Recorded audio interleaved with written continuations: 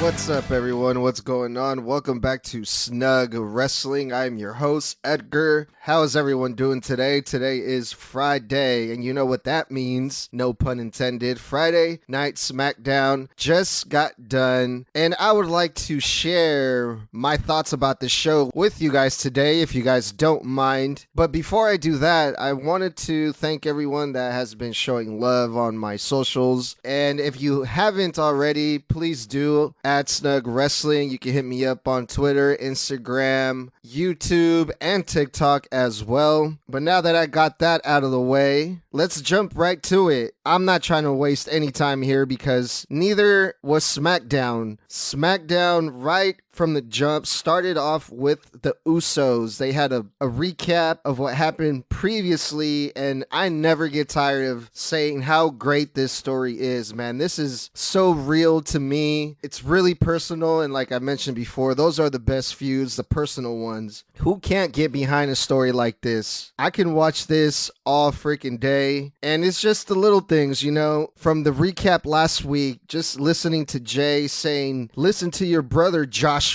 and using the real names. And there's so much emotion, there's so much drama going on here, and it's so good. And we all found out that Jay ended up making the right choice by sticking with his twin brother, so the Usos stay together. The Usos come out to a huge pop. A lot of people might say that the Usos are probably the best tag team in the world today. These guys, they're so over right now. They get a lot of crowd reaction, and the crowd there in that arena are really, really happy to see the Usos. Jimmy grabs the mic first and asks Jay, how are you feeling? And the crowd started the Usi chants, which we haven't heard in quite some time. The promo that the Usos cut, it was towards Roman Reigns, and it was really great. They were looking into the camera, and I thought, wow, that's a big no-no over there in WWE. That's one of Vince's pet peeves, so that's out of the window. I feel like more and more people are starting to do that, which is great. And the Usos invite Roman and Solo to the Uso Penitentiary, which is something else I feel like I haven't heard in a while. So this is going to be great. I'm excited for Money in the Bank, and I'm really excited to see this match. Rey Mysterio and LA Knight,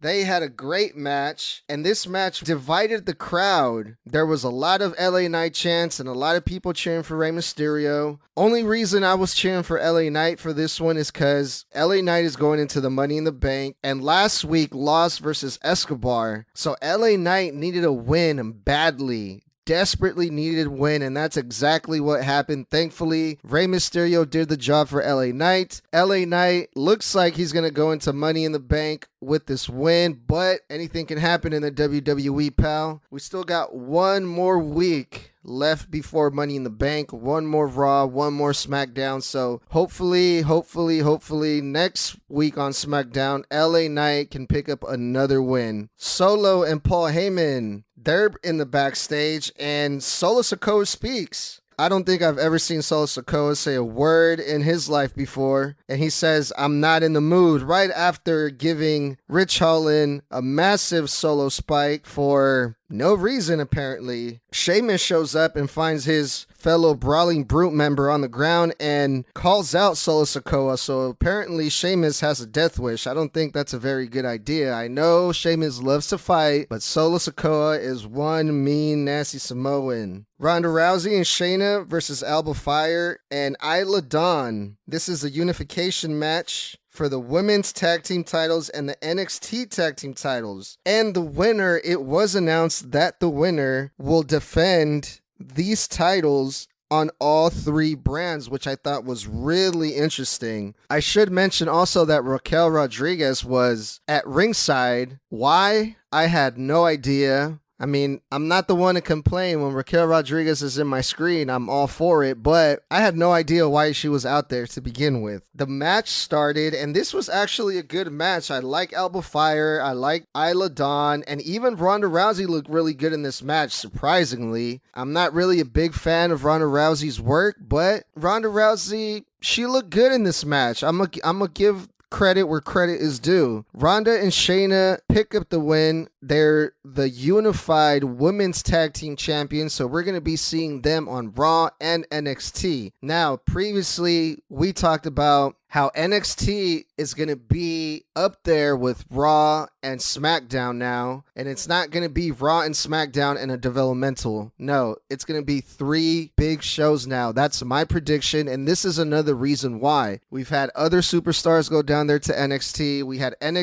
We'd had more NXT stars come up to the main roster, and now we're adding Ronda Rousey and Shayna Baszler, who can potentially go back and forth from NXT to the main roster. And I should probably stop calling it the main roster, because NXT eventually is also going to be part of the main roster. We're going to have 3 main rosters at this rate. Turns out that Raquel Rodriguez was out there because Liv Morgan is back. Well, whoop-de-doo. And they want a rematch for the titles that they never lost. So Raquel Rodriguez and Liv Morgan are still a tag team. Grayson Waller effect. Again, Grayson Waller with this talk show and still hasn't had a single match. Waller got called up from NXT on the previous draft to just interview the wrestlers, it looks like. The guest for the Grayson Waller effect this time was Pretty Deadly, aka Pretty Shitty, aka Pretty Dead, because those gimmicks are not working for me. And this segment was just 3 British guys doing a goofy interview, and for like half a second, one of the Pretty Deadly guys got fired up for a little bit when they started talking about Kevin Owens and Sami Zayn. Kevin Owens and Sami Zayn last week came out because Pretty Deadly won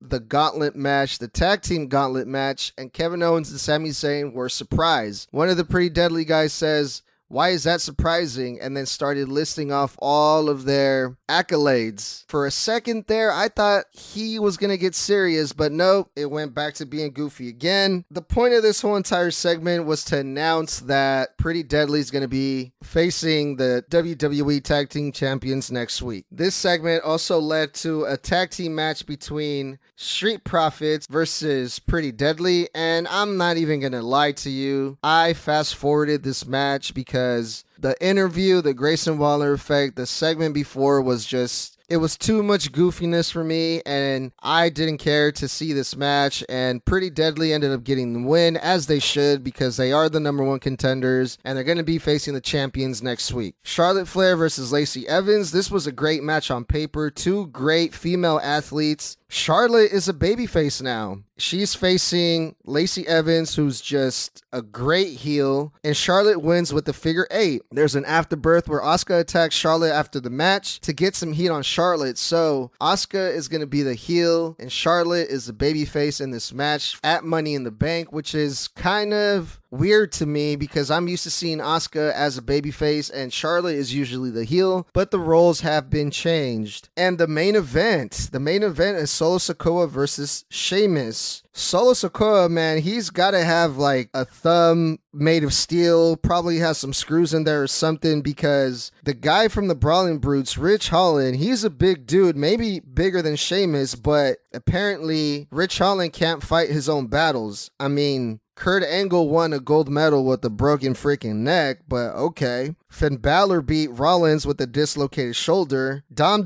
did real time in prison, but they're still out there fighting. But no, Rich Holland said the show must not go on. So Sheamus comes out and fights Solo Sikoa. Why? I mean, the only reason I can think of for this match is Solo can have a good match with Sheamus. Sheamus is a veteran. Sheamus can take care of Solo in the ring, especially because Solo has a big match at Money in the Bank, which I believe is going to be the main event. Rich Holland, as we all know, he's not the safest worker out there. Shout outs to Biggie. Hope he's doing good. But y'all thought I was going to forget about that, but I didn't. So that's my reasoning behind why Sheamus is the one facing Solo Sikoa in the main event and not Rich Holland. The ref ends up calling off the match. Solo tries to run Sheamus through the barricade and completely misses, but Sheamus still sells it. The referee calls off the match, and then the Usos come out and take out their younger brother Solo Sikoa. This was an overall great show.